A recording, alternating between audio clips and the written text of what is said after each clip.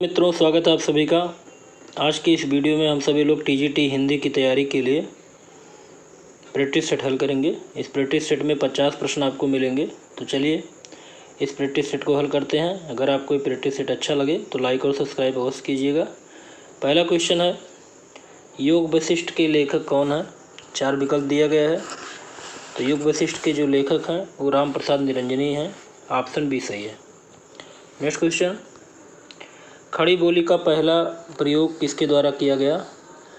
तो खड़ी बोली का पहला प्रयोग जो किया गया वो जॉन गिलक्रास्ट के द्वारा किया गया। ऑप्शन सी सही है। नेक्स्ट क्वेश्चन, निम्नलिखित में कौन सा आदिकाल का नहीं है? कौन सा नाम आदिकाल का नहीं है? तो इसका जो सही विकल्प होगा ऑप्शन बी, गद्य काल जो है आदिकाल का नाम नहीं है। वीर गाथा काल कहा गया है, चारण काल कहा गया है, सिद्ध सामंत काल कहा गया है। नेक्स्ट क्वेश्चन, अपभ्रंश का भवभूत किसे कहा जाता है? तो अपभ्रंश का भवभूत कहा जाता है पुष्पदंत को। Option B. चलिए नेक्स्ट क्वेश्चन देखते हैं। अलवार भक्तों की संख्या कितनी मानी जाती है? अलवार भक्तों की संख्या 12 है। ऑप्शन सी सही है। नेक्स्ट क्वेश्चन, निम्नलिखित में से अष्टछाप के अंतर्गत ना पढ़ने वाले कवि का नाम क्या है? तो सुंदर दास जो हैं वो अष्टछाप के कवि नहीं हैं। कुंभन दास हैं, नंददास हैं, परमानंद दास, ये अष्टछाप कवि के अंतर्गत आते हैं। सुंदर दास अष्टछाप कवि में शामिल नहीं हैं। नेक्स्ट क्वेश्चन देखते हैं, रीतकालीन कवियों की काव्य भाषा क्या थी? तो रीतकालीन कवियों की जो काव्य भाषा थी वो ब्रज भाषा थी। ऑप्शन सी सही है। चलिए नेक्स्ट क्वेश्चन देखते हैं, किस रचना को छंदों का अजायब घर कहा जाता है? तो इसका जो सही विकल्प होगा ऑप्शन सी, रामचंद्रिका। रामचंद्रिका को छंदों का अजायब घर कहा जाता है। नेक्स्ट क्वेश्चन, चाँद का मुंह टेढ़ा है, इसके रचयिता कौन है? तो इसका जो सही विकल्प होगा ऑप्शन बी, मुक्तिबोध। मुक्तिबोध की ये रचना है चाँद का मुंह टेढ़ा है। नेक्स्ट क्वेश्चन, केवल 6 निबंध लिखकर निम्नलिखित में से किस लेखक ने हिंदी जगत में अपनी ख्यात अर्जित की? तो इसका जो सही विकल्प होगा ऑप्शन बी, सरदार पूर्ण सिंह।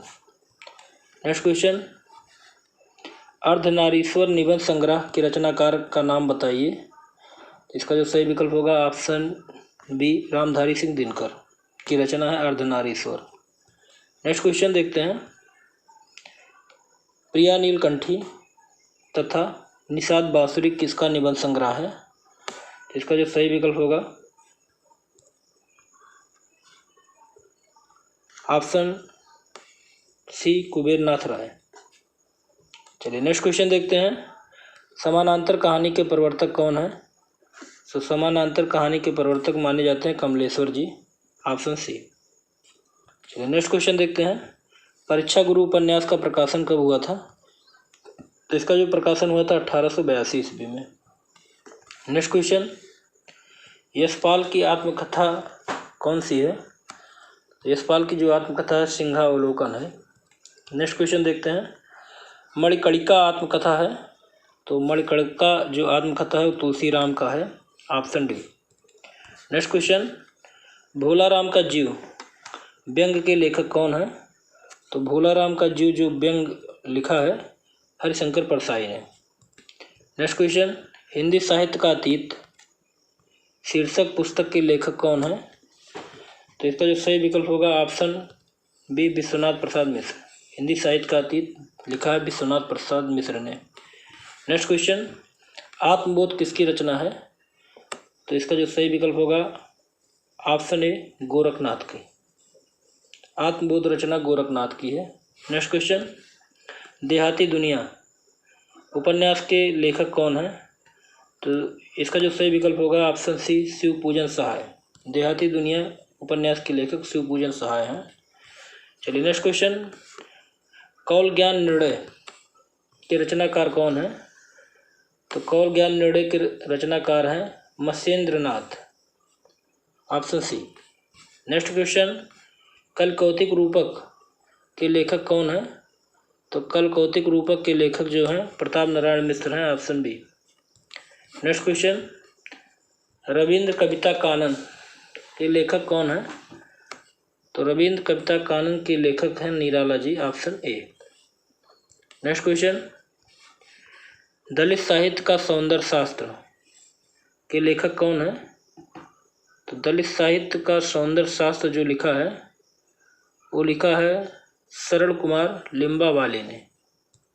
नेक्स्ट क्वेश्चन, भाषा और समाज पुस्तक के लेखक कौन है? तो इस पुस्तक के लेखक हैं रामविलास शर्मा। भाषा और समाज पुस्तक रामविलास शर्मा ने लिखी है। नेक्स्ट क्वेश्चन, महावीर प्रसाद द्विवेदी और हिंदी नवजागरण के लेखक कौन है? तो महावीर प्रसाद द्विवेदी और हिंदी नवजागरण नामक रचना जो किया है वो रामविलास शर्मा ने किया है, ऑप्शन ए। नेक्स्ट क्वेश्चन देखते हैं, औचित्य संप्रदाय के संस्थापक आचार्य कौन है? तो इसका जो सही विकल्प होगा ऑप्शन डी, क्षेमेंद्र। औचित्य संप्रदाय के संस्थापक क्षेमेंद्र है। नेक्स्ट क्वेश्चन, काव्य का सर्वस्व किसे कहा जाता है? तो काव्य का सर्वस्व अलंकार को कहा जाता है, ऑप्शन बी। नेक्स्ट क्वेश्चन, ध्वनि को काव्य की आत्मा मानकर ध्वनि संप्रदाय का प्रतिपादन किसने किया? तो इसका जो सही विकल्प होगा ऑप्शन डी, आनंदवर्धन ने। नेक्स्ट क्वेश्चन, निम्नलिखित में से कौन भरत मुनि के रस सूत्र का व्याख्याकार नहीं है? तो इसका जो सही विकल्प होगा क्षेमेंद्र। क्षेमेंद्र जो हैं वो रस सूत्र के व्याख्याकार नहीं है। बाकी भट्ट, लोलट, शंकु और अभिनवगुप्त ने भरत मुनि के रस सूत्र का व्याख्या किया है। नेक्स्ट क्वेश्चन, विशिष्ट पद रचना किस काव्य शास्त्रीय संप्रदाय से संबंधित है? इसका जो सही विकल्प होगा ऑप्शन सी, रीत संप्रदाय। चलिए नेक्स्ट क्वेश्चन देखते हैं, आचार्य वामन ने काव्य हेतु के स्थान पर किस शब्द का व्यवहार किया है? तो काव्यांग का व्यवहार किया है, ऑप्शन डी। नेक्स्ट क्वेश्चन, निम्नलिखित में से काव्य हेतु किसे नहीं माना गया है? तो काव्य हेतु जो नहीं माना गया है वो प्रेरणा को नहीं माना गया है। चलिए नेक्स्ट क्वेश्चन देखते हैं, बिंब का काम क्या है? तो बिंब का जो काम होता है काव्य को सजीव बनाना होता है, ऑप्शन बी सही है। नेक्स्ट क्वेश्चन, मम्मट किस संप्रदाय के आचार्य हैं? तो मम्मट जो है वो ध्वनि संप्रदाय के आचार्य हैं, ऑप्शन सी सही हो जाएगा। चलिए नेक्स्ट क्वेश्चन देखते हैं, निम्न में से कौन सा सुमेलित नहीं है? तो शांत रस का स्थायी भाव निर्वेद होता है, श्रृंगार रस का स्थायी भाव रति होता है, विभत्स का अस्थायी भाव जुगपसा होता है, लेकिन रौद्र रस का स्थायी भाव उत्साह नहीं होता है। यही आपका अलग है, सुमेल नहीं है। नेक्स्ट क्वेश्चन, गणों की संख्या कितनी मानी गई है? तो गणों की संख्या 8 मानी गई है, ऑप्शन ए। गणों की संख्या जो है वो 8 मानी जाती है। चलिए नेक्स्ट क्वेश्चन, निम्न में कौन मात्रिक छंद है? तो दोहा, चौपाई, रोला ये तीनों मात्रिक छंद है, अर्थात ऑप्शन डी सही हो जाएगा। नेक्स्ट क्वेश्चन देखते हैं, दोहा और रोला छंद के मिश्रण से कौन सा छंद बनता है? तो कुंडलिया छंद का निर्माण होता है, दोहा और रोला को मिलाकर कुंडली छंद बनता है। चलिए नेक्स्ट क्वेश्चन देखते हैं, इनमें से अभ्रंश भाषा का काल कौन सा है? तो अभ्रंश भाषा का जो काल माना जाता है 500 ईसा पूर्व से 1000 ईसा पूर्व तक माना जाता है। 500 ईस्वी पूर्व से 1000 ईस्वी तक का जो काल है वो अभ्रंश भाषा का काल माना जाता है। चलिए नेक्स्ट क्वेश्चन देखते हैं, तल्लीन शब्द में सही संधि विच्छेद कौन सा है? तल्लीन शब्द का जो संधि विच्छेद करेंगे तो होगा तत् धन लीन, ऑप्शन डी हलंत वाला होगा। नेक्स्ट क्वेश्चन, पावन शब्द का संधि विच्छेद क्या होगा? तो पौधन अन, पौधन अन, पावन। नेक्स्ट क्वेश्चन, निम्नलिखित में से द्वंद्व समास बताइए। तो द्वंद्व समास का उदाहरण पाप पुण्य, ऑप्शन डी। नेक्स्ट क्वेश्चन, आचार्य किशोरीदास वाजपेयी के मत से हिंदी में कितने कारक हैं? तो आचार्य किशोरी दास वाजपेयी के मत से हिंदी में जो कारकों की संख्या है वो 6 है। इन्होंने 6 ही कारक माने हैं। नेक्स्ट क्वेश्चन देखते हैं, उच्चारण शब्द में उपसर्ग क्या है? तो इसका जो सही विकल्प होगा ऑप्शन सी उत है। नेक्स्ट क्वेश्चन, आद्र शब्द का अर्थ है? आद्र शब्द का जो अर्थ है वो पर्वत है, ऑप्शन डी। नेक्स्ट क्वेश्चन, धूसर किसका पर्याय है? तो धूसर शब्द जो है पर्याय है वो गंधर्व का, ऑप्शन सी। नेक्स्ट क्वेश्चन, स्नेह का शाब्दिक अर्थ क्या नहीं है? तो स्नेह का शाब्दिक अर्थ गोद नहीं है। स्नेह का मतलब होता है प्रेम, स्नेह का मतलब होता है चिकनाई, स्नेह का मतलब होता है तेल, लेकिन गोद नहीं है। चलिए नेक्स्ट क्वेश्चन, खेत रहना मुहावरे का सही अर्थ क्या है? तो इसका जो सही विकल्प होगा ऑप्शन ए युद्ध में शहीद होना। खेत रहना का मतलब होता है युद्ध में शहीद होना। चलिए नेक्स्ट क्वेश्चन देखते हैं, और इस